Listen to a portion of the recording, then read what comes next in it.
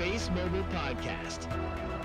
We just basically turn your phone and be seamless. Regardless of where you are, we don't want the user even to know that it's connected by satellite. Listen, the opportunity that we have is very, very, very large. Good morning, everybody.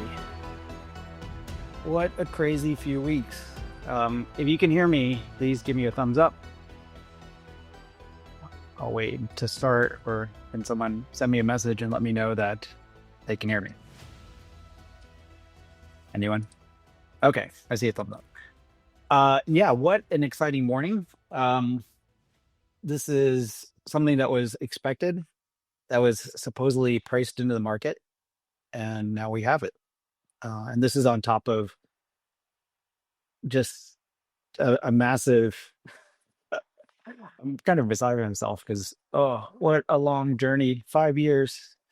5 years is suffering. And now we're seeing all the hard work, due diligence, stress, sleepless nights, everything just coming together. And, as I talk about how the puzzle pieces are clicking in, they truly are clicking in. And so, this morning, the big piece of news, AST Space Mobile signed their definitive commercial agreement with Verizon.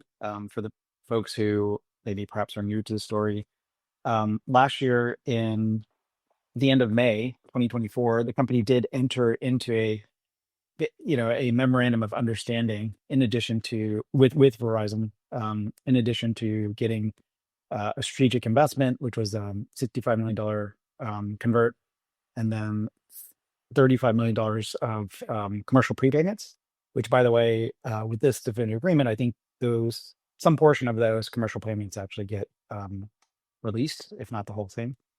But yeah, so when that announcement happened last year, that's what caused the stock to re-rate. But it was a bit open-ended, meaning that while we did get an investment, and of course, Verizon, which was crazy, they decided to work hand in hand with AT&T to support AST Space Mobile. They both contributed their 850 megahertz spectrum, which, as we all know, terrestrial spectrum is highly valuable, and it's their scarce asset. It's the lifeblood of the carriers. Contributing that in a partnership to your biggest rival is not a trivial thing. But yeah, that happened last year, and so AST, for all intents and purposes, locked up 60, 2/3, 66%, 70% of the most profitable wireless market in the world by now having AT&T, which signed a commercial definitive agreement, and then of course Verizon, which now formalizes that agreement. And I think it's important to underscore what this means, and which I'll talk about in a little bit. But needless to say, given the stock price reaction today, clearly, to the extent there was the expectation that this was coming, but it was not priced in. And I'll explain what that means. Had this been announced, call it in fall of last year, it would mean something very different to what it means now. And that's why it truly wasn't priced in. But someone in a chat that I'm in came up with this term, which I think was good, is that not the invisible hand, but the pimp hand of the market just slapped all of our collective faces this morning. And that includes long investors, it includes short sellers, it includes all the fudsters, Dim Spacebar, and his ilk, all the legacy guys. I remember, and somebody who runs the website, that covers how all the terrible takes of Tim Farrar. But whoever runs that website, that that preserves his tweets for posterity. What was it? I guess it was like a few weeks ago. He was claiming that it was likely that Verizon was gonna leave AST Space Mobile, go to Starlink. What a fucking tool! What an idiot! That guy. He's basically paid by the legacy satellite guys, also Global Star. I mean, you name it. And so he'll come up, because he's paid, he'll come up with every reason under the sun to create a point of view, which of course ends up, on the one hand is to create FUD and to speak negatively about AST Space Mobile. But then, I guess he's kind of like a streetwalker. Like he sells he sells his services, and then he doesn't mind being completely wrong. So it'll be interesting to see. Not that I care, but it'll be interesting to see, what how he tries to spin this today. Because yeah, there is no spin. Like there's a definitive commercial agreement with AST Space Mobile. But yeah, I'm going to go through a few things here. First, I think kudos to Scott Wisniewski, the president and chief strategy officer at AST Space Mobile. He's just been executing master strokes in terms of strategy. And so it was 2 weeks ago. I mean, he was giving everybody fair warning, whether you were long or short, that this was coming. And, to be fair, like he had hinted Verizon was coming a number, that it was close, but obviously it took longer than expected. But his little conviction in talking about how there were two or a handful of agreements that were coming soon. Yeah, he gave people fair warning, and a lot of us in the Space Mob had put together that Verizon was coming. That's why I had like tweeted all these hints, like Verizon soon, and and then of course we got the news that Bell Canada announced successful testing. And by the way, like I'll reiterate the fact that Bell Canada announced successful testing results from the summer.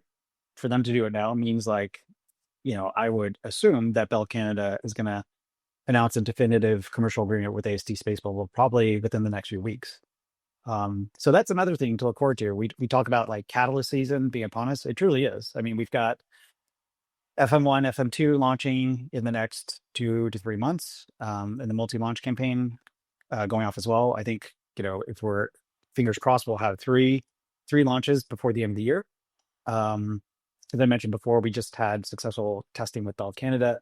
And by the way, like Bell Canada, they're a strategic investor. They were there early. And so, again, I expect that definitive commercial agreement to drop anytime now. And the other thing, of course, we saw, and I joked about it, the Prime Minister of Canada was here with Trump, and they were meeting. Trump made some comments about Golden Dome, about how it's going to cover Canada. Guess who covers Canada as well? AST Space Mobile. Guess who has, and this is really important, guess who has Legato L-band spectrum that covers Canada? AST Space Mobile. Guess who doesn't have satellite spectrum covering Canada for truly 100% coverage? Starlink. Starlink only bought EchoStar's spectrum here in the US. They're going to have to pursue spectrum rights in Canada, but we happen to have it already. So if Trump is pushing Golden Dome coverage over Canada, there's one specific player that can provide that coverage. And as we all know, we all have a very high level conviction that the company, and including Scott, who's been more vocal about it, I think the company is going to get Golden Dome. And when does that happen? It's up for debate. But like I've kind of changed how I express these events on these spaces, is that I think we should all kind of, in your collective minds, as you kind of go through the day-to-day machinations of the market and rethink, re-underwrite your investment in AST Space Mobile. I think the key word to think about is inevitability, right? Because I think these things, whether it's the Bug Canada definitive agreement, whether it's defense use cases, what 100% connectivity means, this stuff is all inevitable. Like AST, yeah, there's going to be, because it's space, there's going to be delays. It's going to take longer than you expect. The company, the engineering mindset is to get things right the first time and every time. So they're not going to ship a satellite and put it out into space without making absolutely sure that they've accounted for any possible scenario, and that you've got full redundancy, that the satellite has every chance to succeed, right? And so when you're under that engineering mindset, sometimes things take longer than expected. But given the type of service we're about to deploy, and how critical it will be for all these other industries, which I'm going to talk about, and that's what got me and Kook last night totally hopped up, which is why I tweeted, at past midnight, that our discussion basically, informed me that we're not bullish enough. I truly believe that. So anyway, yeah, this, as I mentioned before, there was this narrative out there from short sellers, skeptics, industry consultants who are clueless, that Verizon was somehow going to switch. And in all honesty, like that was a true potential risk because there was no definitive commercial agreement that was signed just yet. And obviously, Verizon was already half pregnant. They had already contributed their spectrum. They've already gone through the FCC review process with us and continue to be very supportive. They also made overall $100 million investment, part of that commercial prepayments, part of it in the convertible debt, which then became equity. Now they're a shareholder. But, never say never. Like there's always a risk. If you, in any transaction, it's not done until it's done. And anybody who's worked on M&A transactions knows that at the 11th hour, they can fall apart. And sometimes that happens for a reason, right? Like people want to get better economics, or there's personality issues, or any number of things, or maybe a competitor comes in and tops your bid. And so, but they got it over the finish line. That's great. And so I think it'll be interesting to see, how the press and media and everybody reacts to this, because the, EchoStar, Starlink, and by the way, like it is totally like 100% a great signal. And I think Space Mob gets this right.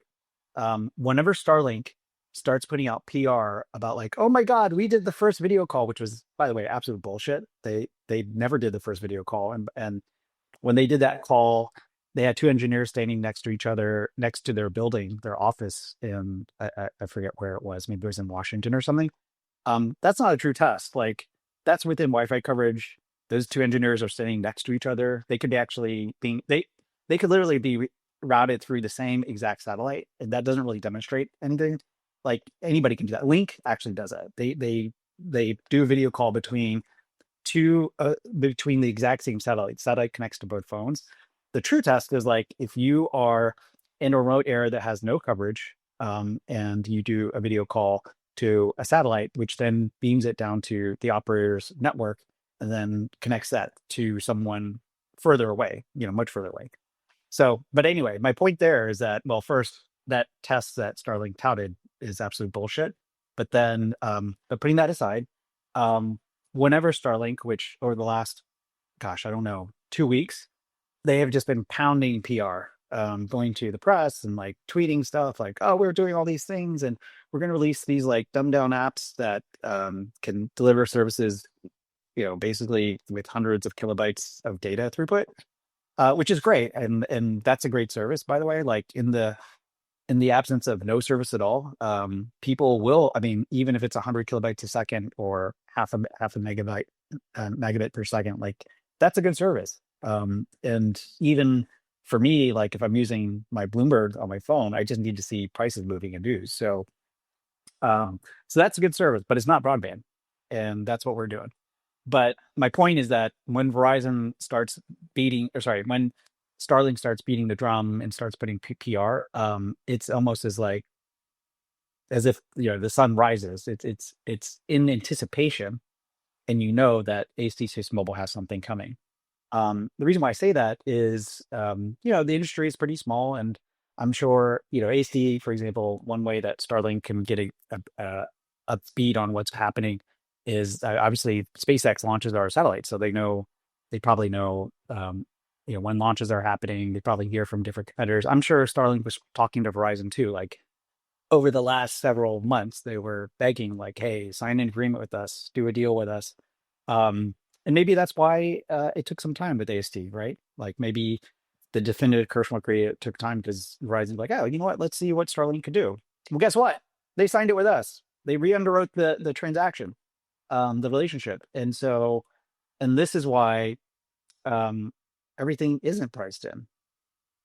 And so what does that mean? So you'll have, and look, the market for in general over the long term is pretty smart. Obviously, it gets things wrong many times. Like anybody who thinks that the market is efficient or fully efficient is kidding themselves, right? Like if the market was fully efficient, the 2008 financial crisis would have never happened, right? But that was when the system was over leveraged, and you had a cascade of events And obviously we were in a bubble.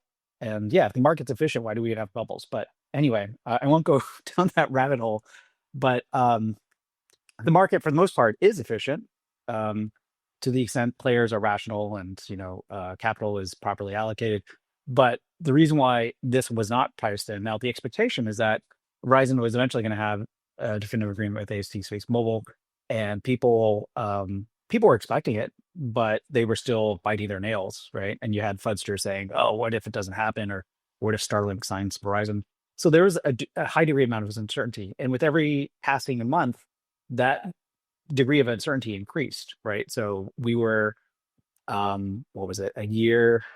So last year they signed at the end of May. So you were basically, a year and 4 months from that initial partnership to get to this definitive agreement. So every passing month, the probability of that agreement kind of edged down a little bit, right? But more importantly, and yeah, it was a bummer it took so long. But as they say, good things come to those who wait, and especially by waiting to sign this definitive agreement, it tells us a lot of information that the market now has to reassess. And what do I mean by that? Well, so what has happened since June of last year?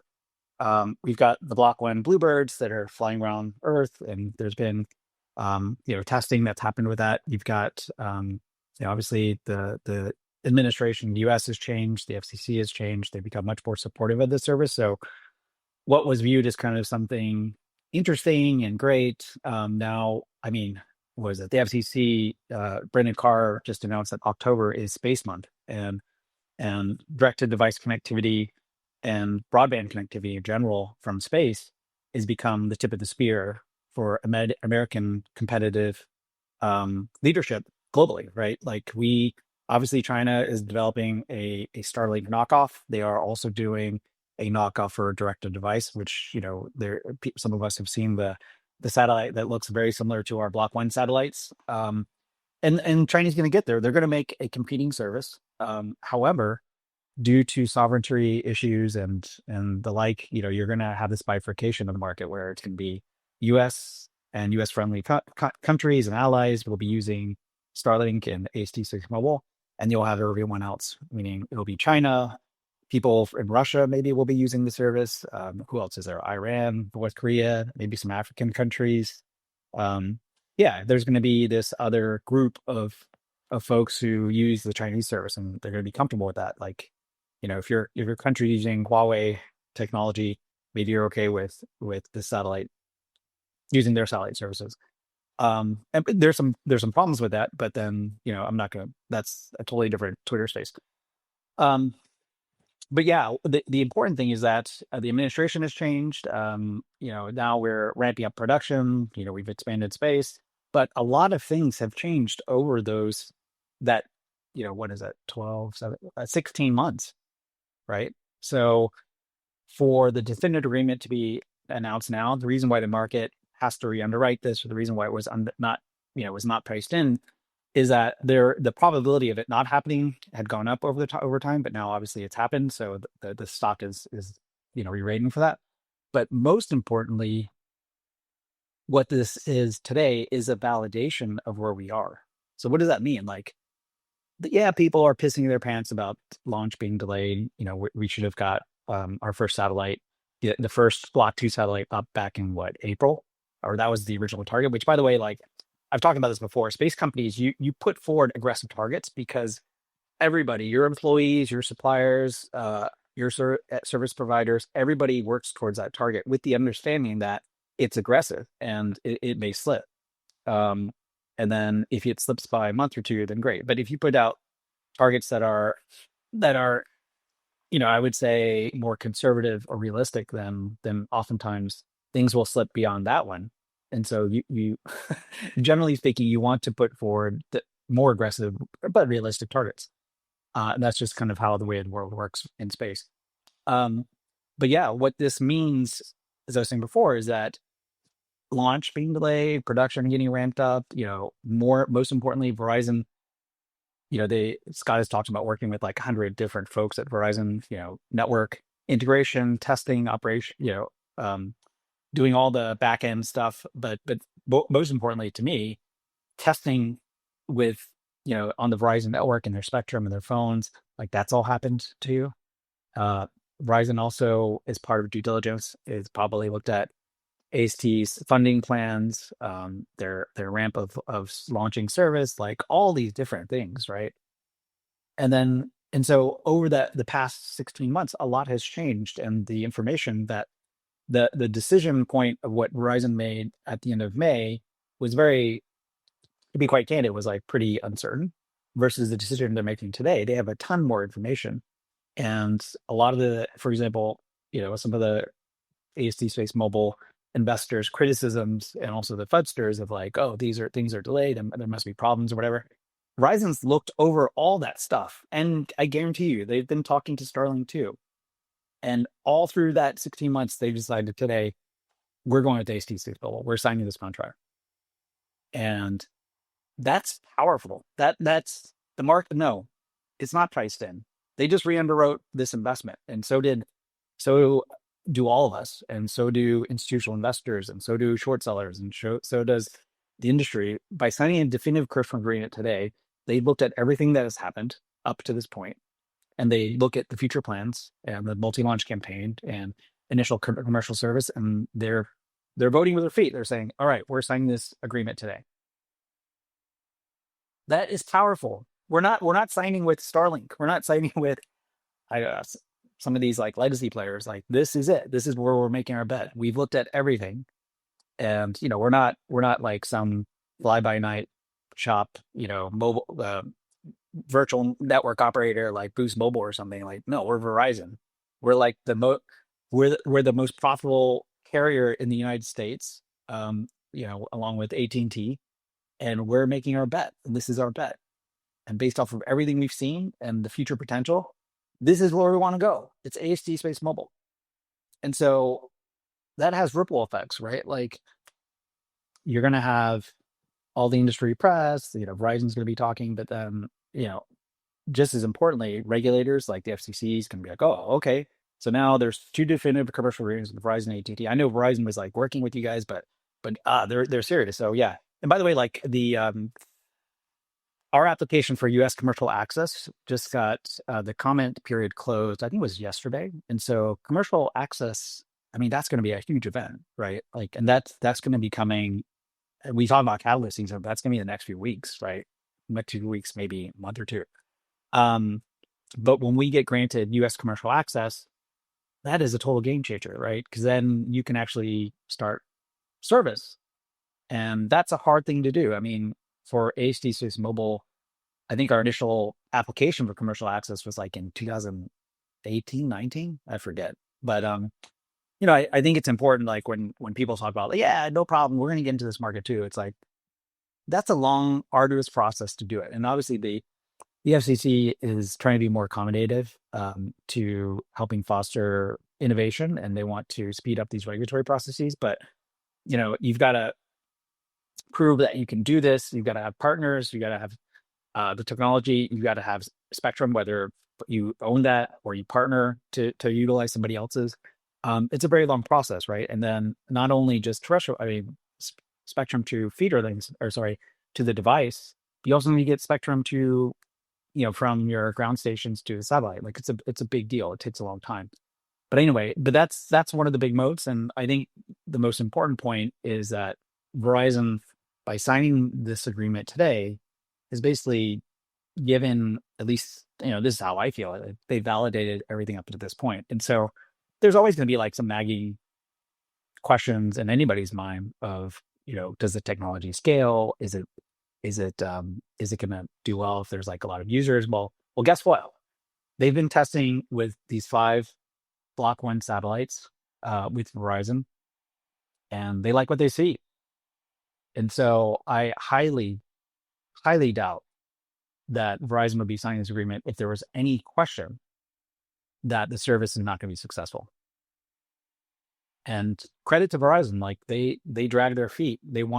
It's just like when you are, you have to do something, like you buy a house or you make some big financial purchase and commitment.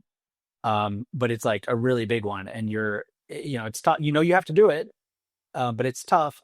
You drag your feet. You wait until the last minute because you want to have more information. You want like if you're buying a house, you want to have the inspections. You want to get an engineer in there. You want to drag your feet. Maybe rates go down, so you don't want to close yet. And then in the meantime, maybe you're like looking at other houses too, and then but you drag your feet because you want absolute perfect information before closing the deal, and that's what Verizon did. That's my perspective. They dragged their feet. They waited till the last minute, and of course, last minute meaning like we're on the cusp of commercial service, so it's like shit or get off the pot, and they're doing it.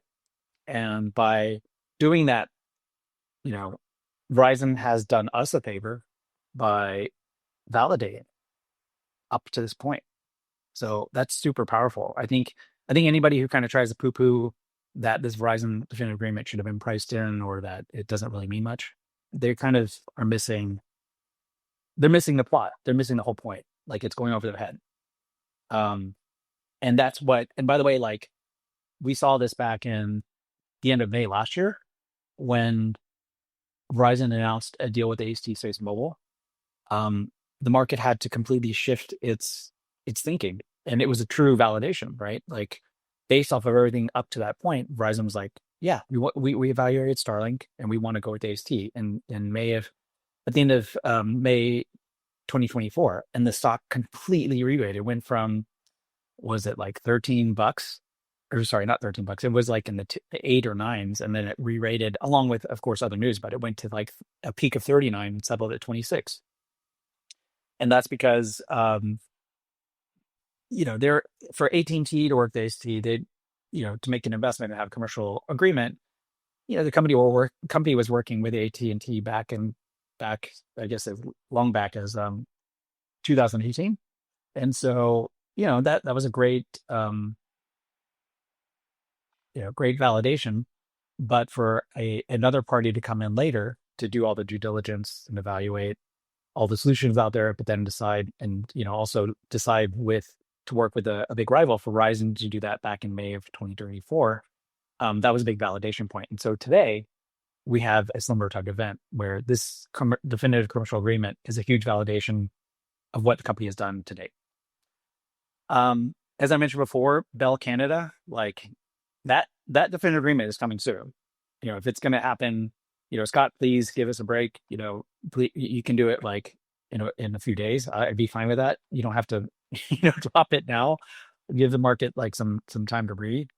But I think an important thing as well is that Scott has become super savvy, and perhaps it's like through the help of retail, the space mob, but he's become super savvy in terms of PR. And I know people have criticized the company from time to time, but when they do PR, they slap the shit out of people, right? Like it's not lost on me, and nor should it be to any of you, and especially to, institutions and short sellers.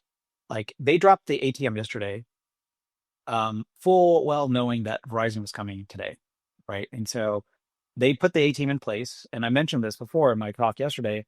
They're putting in place for a reason. Like there's opportunities for them, and people will say, well, the first constellation's fully funded. Yeah, it's fully funded, but there's other stuff to do. Like whether it was Legato in January, we bought that spectrum, which in hindsight, of course, everyone would question. But then when Starlink did EchoStar, it was like the smartest thing, the best thing since sliced bread, right? Which it is. And then now fast forward to today, yeah, we're fully funded for the first constellation, but we also have other shit to do. Like if you get Golden Dome, or if you get any other defense awards, you're going to have to pre-fund some of that CapEx. I mean, there's a reason why we got manufacturing space in Homestead, Florida. Like that's for defense. It's not for commercial stuff. And so that takes money. And so if the government were to come to you tomorrow and say, hey, we're going to award you $1 billion contract, but you're going to have to plow in like $100 million of your own money, are you going to say no? Of course not. You're going to raise money and you're going to go do it.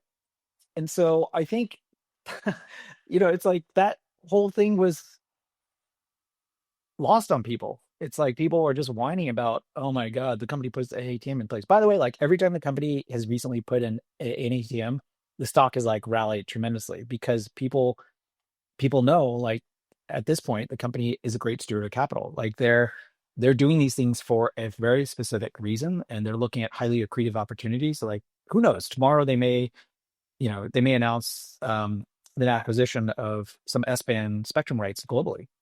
You know, and so there's a whole host of things where they might need to ramp up satellite production Scott has already talked about, like, if we get some military stuff, we might have to ramp up production from 6 to 12 satellites a month. Like, he's telling us now that is in the realm of possibility. He's like told the market, and the market kind of just shrugged it off. But for people who are paying attention, like, that's a fucking big deal. That's crazy. Oh, you need to like build another constellation for the government, potentially, and so you have to put an ATM in place just in case. Yeah, take my money. And so it was funny because, like, Kook has talked about this where when you get to a point where the narrative has changed and the market understands why you need capital, and it's for highly accretive opportunities. When you do a fundraise, and by the way, the company is not doing marketed offerings anymore. They're going to do this through ATMs, which are very efficient if done the right way, and if supported by the market. You have like little slippage, and you can take advantage of when the stock price is in your favor. When the market understands that, and you're going to be a good steward of capital and a good fiduciary, then they reward you. They reward you for it. It's like why some companies, when they do follow-on offerings or converts, the stock may trade down a few percent, but the next day you see it up.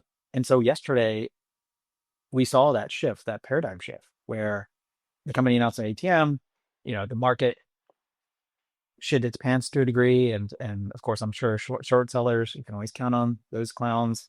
They shorted the stock down to 6% in the hole in the morning. And you had our favorite short seller. He's kind of like a Keystone Copper. Just some of these guys, I mean, they truly are the bottom signal. God bless them. I hope they keep going, because I've made a ton of money by just following them. And by the way, like, I do think Pivotal Capital and Onada Capital, they're definitely worth following. I should actually follow them today, but they truly are the bottom signal. When they get very confident and they say it's over, and they tweet like FUD, that's the time when you want to, if you're trading any part of your position, that's when you want to get long or add exposure, because they just never miss. They're so good. And so, kudos to them. I believe like Pivotal Capital, I think he probably works at a pod shop. But if I was, like I said, if I was his boss, I would pay him like 3x whatever he makes. And I would just tell him, just keep giving me your best ideas. And then I would have a separate book so that I wouldn't, hurt his feelings. But I would just take the other side of everything gaming. Because, I mean, he's just an absolute moneymaker. But anyway, I digress a little bit. But yeah, so I think, just thinking, when I talk about this paradigm shift, actually, where was I? That tangent kind of threw me off. But yeah, so I think like the fact that the company can raise capital and people view that, know that they're going to do highly accretive things with that changes things quite a bit, right? You go from what is a pre-revenue startup, which by the way, like we're generating material revenues this quarter, and it's going to continue to ramp. But when we do fundraising, like that's going to be, I think people are going to view that positively. Now, obviously there's like a bunch of retail investors among the mob who are like, oh, dilution's bad. But no, it's not. It's people sometimes forget, like, growth companies need capital to grow and pursue opportunities until they get to a point of profitability where they become self-funding. We're not there yet. But every day we're getting closer and closer. And then when you do have inorganic opportunities, meaning, something beyond what's in front of your face, but, you need to, whether it's M&A or there's like a completely new business that you have to pursue, sometimes you need to raise capital as an accelerant to go pursue them. Right. And so that's kind of what we're seeing. But the other thing I wanted to talk about, so this is what got me bulled up last night when I was talking with Kook. I guess a few things we were talking about. One was where can the stock price go? This kind of, I see Reformer Trader down there. His analysis kind of got us thinking about it, and I think anybody who throws around like the potential of $500 stock price, it kind of, it's hard to comprehend. But when you think about where the market is now, and I'll be the first person to say, like, we're in a pretty frothy environment. But the question is, what part of the cycle are we in, right? So we're in this mode now where more rate cuts are coming because of what's going on in Japan, and we're basically in ZERP again, like zero interest rate environment, or heading that way soon. And so my guess is like, are we in the third inning? Are we in the fourth inning? But we probably have another, I don't know, 6 to 12 months, and there's going to be like gyrations along the way and corrections. But this is a very accommodative environment, and then especially given what the U.S. government is doing, and I'll talk about how this plays into space. But yeah, I mean, it's you have a president who watches the stock market every day and is highly supportive, and whenever the market sells off, he calls people panicans, and then when things go well, he like takes a victory lap. So clearly, they're focused on managing the market in addition to the economy and other things. And now, what does that mean long term? It's probably not a good thing for the for the economy, to get too to get basically juiced up. But I think it's important to recognize the game and to understand it and to play it properly. And what I mean by that is, during this period of time, things are going to work, and things that are speculative are going to work. And so, you can take one side of the view of, well, I'm not going to participate because I think everything's kind of overvalued, or and sit on hands, or you can actually look at trends and situations and take advantage of it, right? And I think, and how does this relate to AST6 Mobile? I think the opportunity for the stock price to get to several hundred to 1,000, like, that's all in the realm of possibility, but it's going to take a long time. At least in a normal distribution, like a normal market, it would take time of execution, of rolling out service, of getting the service getting to a level where you've got like a number of subscribers, maybe hundreds to then billions of revenue, to eventually get to some of these prices. But then when you're in a market that is basically pulling forward expectations and discounting that, crazy things can happen, right? So what I mean by that is, what was it? I guess it was like a year ago, 2 years ago, like we all knew about AI, and there were some people who were early in terms of touting the benefits and how it's going to be disruptive. But the second order and third order effects, I don't think people fully understood, right? And so the ones that did started buying. I remember when some of the Bitcoin miners started, that first deal. I think it was like CoreWeave or somebody did a deal for an AI to host AI infrastructure, which I did some cursory research, and I was like, oh yeah, these like crypto mining companies are probably going to be great hosts, great providers of basically AI data centers, right? And so, but I never acted on it because I was so busy with AST, and of course things were going wild. I just didn't really focus. And by the way, like, there's a lot of things that are going on. It's okay to stay focused on what you do, and when you realize like there's a lot of opportunities, sometimes when there's so much noise you can't focus, you end up missing or not doing things well in everything. Like, you just really have to stay focused on the thing that well. But if you had kind of made that connection, it's like, okay, well, there's going to be a tremendous demand for AI, and these processors are going to need power. Then I should go buy like these crazy concepts of next generation modular nuclear companies that are out 10, 15 years out. Like, maybe I should take a punt on some of these, and even quantum computing, like some of these names when they were trading at $1. So it's like, oh, maybe I should take a punt. Now, obviously, like, there's a huge question about the modular reactors. I think those eventually will come to that those will become commercially viable, and but now they're being discounted to all of them are being, the valuations being discounted to today as they're all a decent amount going to be successful, and we're going to need it. And by the way, like, I just started doing some work around solar. Like, every type of energy source, whether this administration likes it or not, like, all of them are going to be important, right? Because there's going to be this huge demand for electricity, and whether it's nuclear, hydro, wind, solar, like, everything's going to need to be tapped. And so some of these solar names, you've seen them rally quite a bit. I think we're starting to see, the movement of that. But the reason why I mention these things is that we're in this market environment now where people can see that they're not looking at just 1 or 2 years out now because of race and it's frothy. But then people kind of see where things are going. They're looking at 4, 5, 6, 7 years, 10 years out. I mean, for these nuclear names, it's 10 to 20 years out.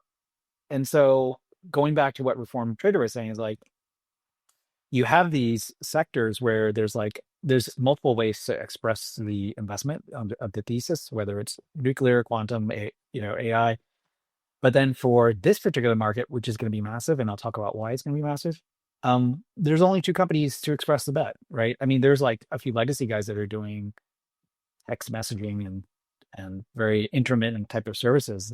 That would be Iridium, which was gotten destroyed, Global Star, which has rallied because of its Apple association, and then there's a few others as well. But if you want to focus on direct-to-device broadband connectivity, I guess broadband connectivity, then that would primarily be AST Space Mobile. And then if you're looking at emerging broadband connectivity, or eventually that would be Starlink. The only way to invest in Starlink is for most normal investors, is through a special purpose vehicle that somebody is shilling you, which send you which holds Starlink shares, and then you've got to pay 2 and 20 to participate in that vehicle. That's one way. And then, by the way, like SpaceX is worth $450 billion. So, how much upside is there? And, could it trade over $1 trillion? Sure. But it's going to take some time to get there.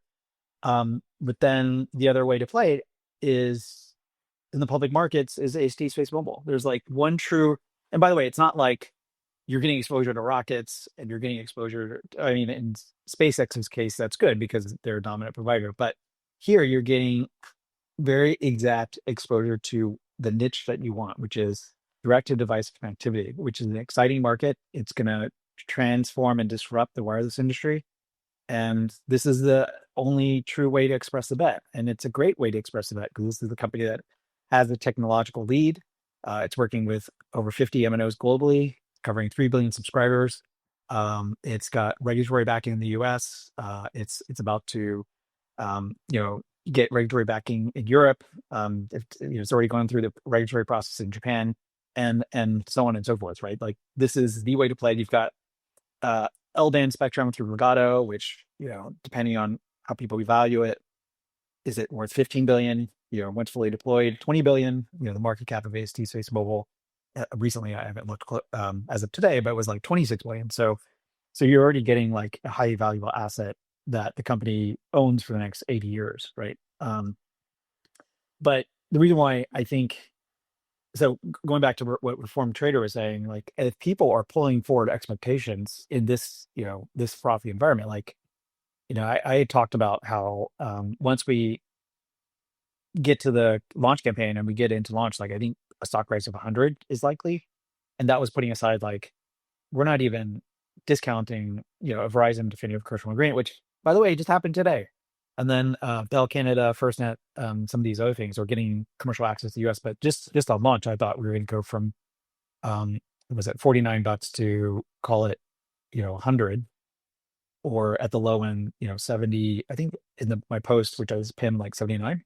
So we're already past that. And we know like these things can overshoot because like in the first launch campaign, the stock went from 13 to as high as 39 and then kind of settled at 26. So I don't know what the ultimate high is going to be. And then we'll obviously pull back from that and settle, once launch happens.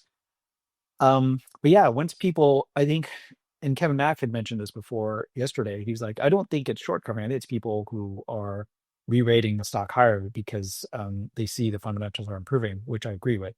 And so, yeah, I mean, as institutions are, they're getting to the office today and like, oh, wait, they see Space Mobile, they signed a definitive agreement with Verizon. So it's good to see that. That's another milestone. What does that mean? I guess these guys are going to be one of two big winners of this massive market. But then I would argue they don't really know what the market is yet. And that this is kind of the next section I'm getting into.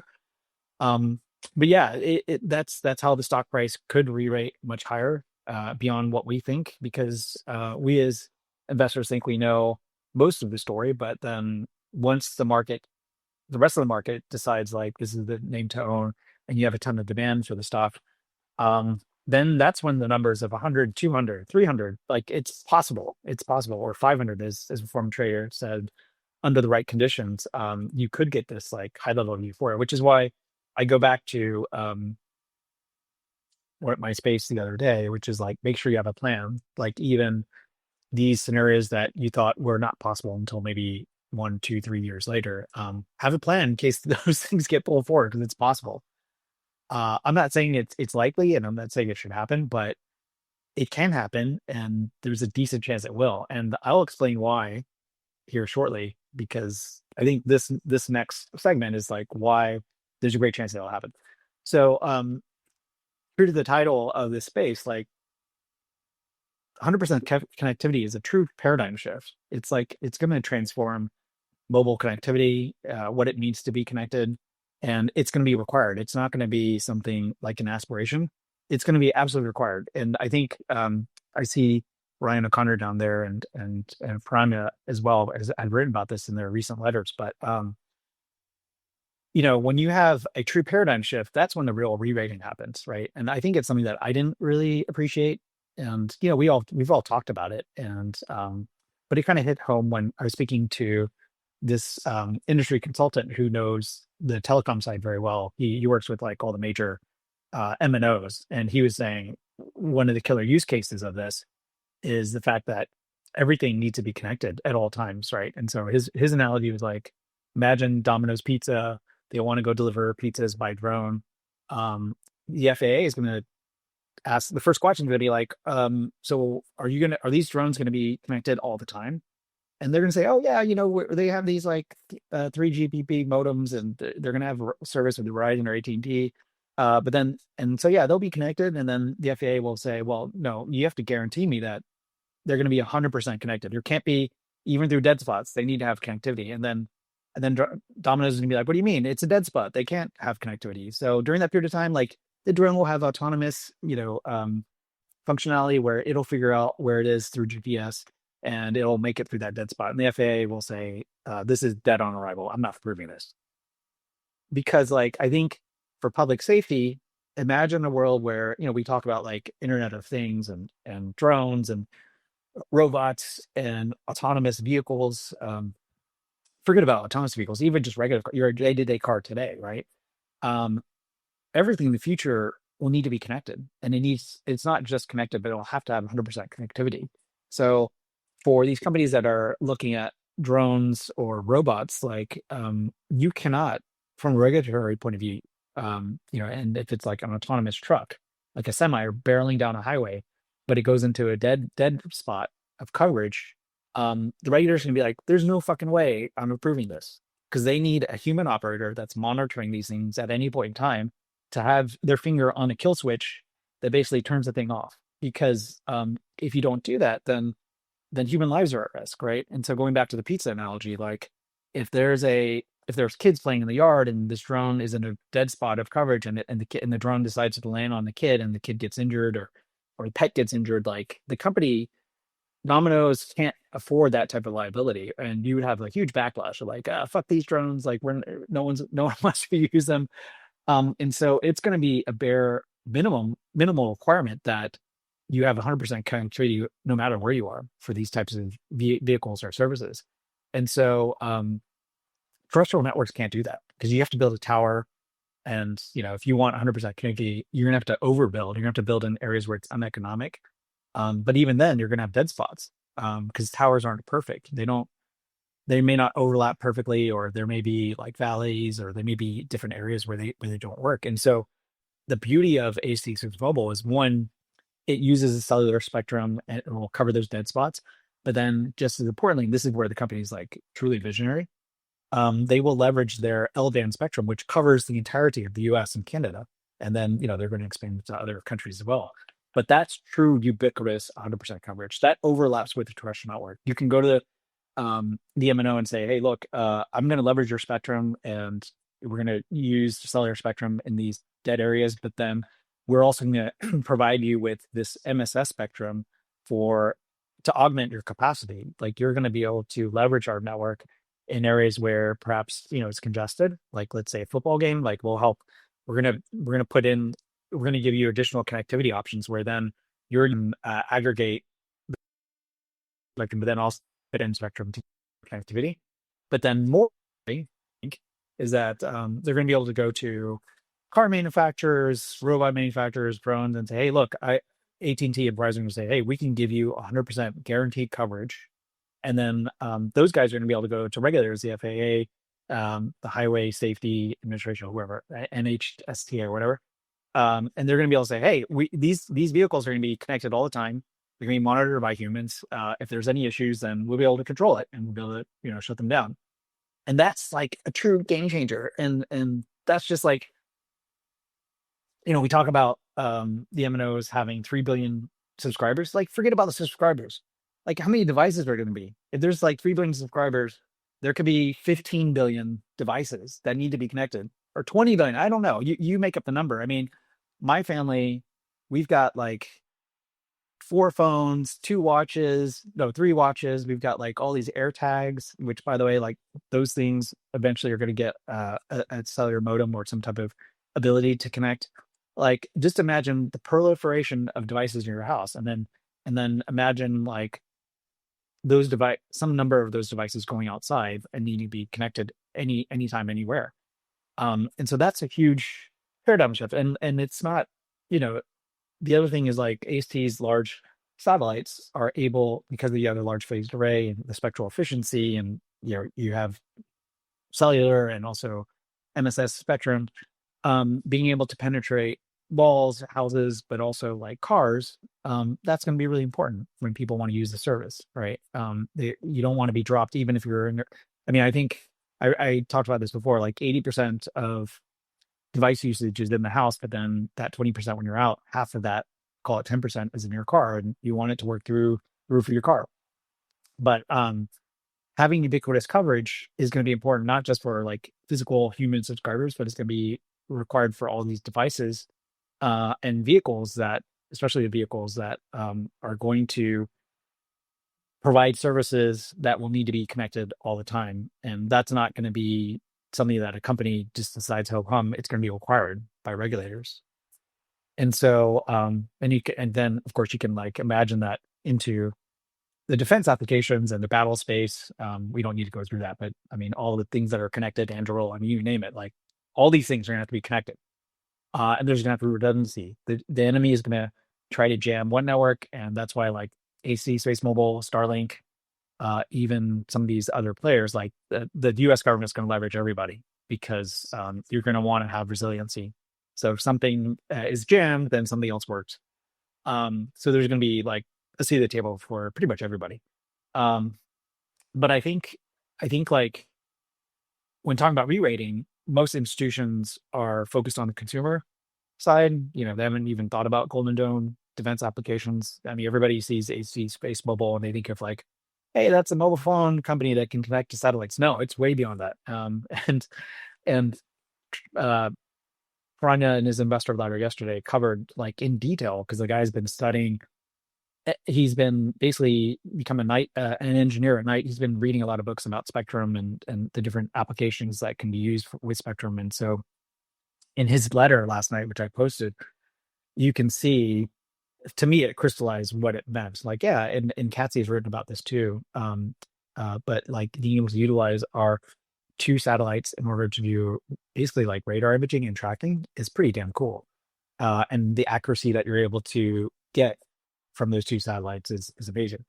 But yeah, so I think for institutional investors, once they kind of, they scratch the surface and get involved, then they start peeling back the layers of onion. It's like, oh my God, this is not just a mobile phone connectivity company. It's a defense company. It's like 100% connectivity for drones and, all kinds of things, right? Kind of enabling the next generation of applications where, as some people have said, manipulating photons or spectra, basically spectrum is going to be key to enabling these other areas of growth, which are drones and AI, any number of things. But anyway, but yeah, it's an exciting time. I think, as I mentioned before, today is a big validation point that the market, it's going to take time to digest, and before they're able to digest it, There's going to be another news event, which will be Bell Canada, I'm sure. But I think it's important to know, like, Scott, like from a investor perspective, like the guy knows how to. He's a killer. He like dropped. I didn't get to finish this point before. Now I'm thinking back about it. He dropped the ATM. But before that, he told us like all these great things are happening. But he dropped the ATM.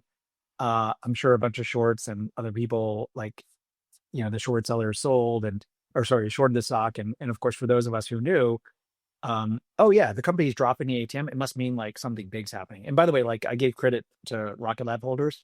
Like they understand Rocket Lab, like sets up the ATM. Oh, Peter Beck he sees like some really accretive like acquisitions. So this is good. Whereas like, I think some of our shareholders need to be conditioned as such that when the company's raising capital, they're raising it for a reason. The last time they spent big money was on Legato, and that was like a highly accretive transaction. They're putting this ATM in place for a reason. It's not to fund the current constellation because it's fully funded. It's to go pursue other opportunities, many of which we can't comprehend. And so I'll end the space for that, as we enter in catalyst season, there's going to be a lot more great news. I just dropped, I reposted my old post from August, in which I need to update on milestones that have passed and upcoming catalysts. Now, several of those catalysts have already come to pass, but I think near term, what we can look forward to are FM1, FM2 launch, and then FM3 through 5 launch, all of which I think should happen before the end of the year. Bell Canada Defender Agreement, Golden Dome, and any other defense awards. And then, there's other MNO partnerships that can come to fruition. FirstNet, we've been pounding the table on that for quite some time, but we do know that they're close to making some type of investment or contract. So that should be coming soon. And there's a lot of things that, you can just read the list. But anyway, I hope that was helpful. The market's about to open. I need to get ready to make some moves. So I'm going to end the space here. But thanks everyone for joining. I hope this was helpful. But very big day to be excited. Verizon signing this commercial agreement, huge validation point. After 16 months, everything that's happened since then and about to happen, Verizon feels really good about, and they signed this commercial agreement. So a big fucking deal. Take care, everyone.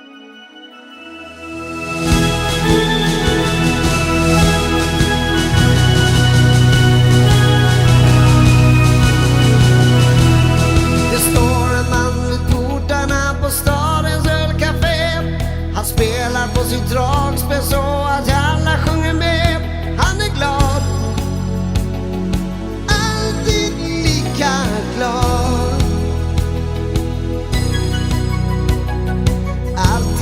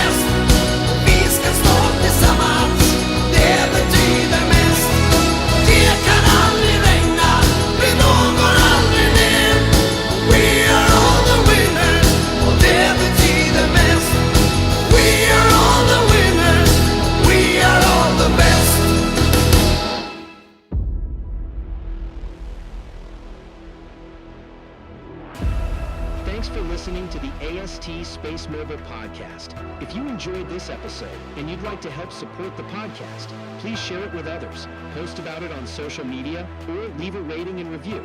To catch all the latest news about AST Space Mobile, make sure to subscribe. Thanks again, and I'll see you next time. We're doing something very, very big.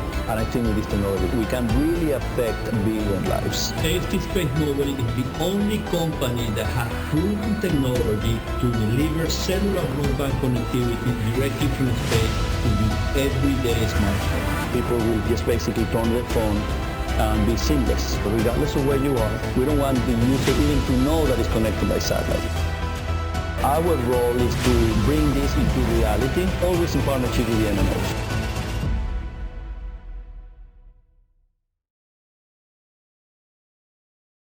Listen.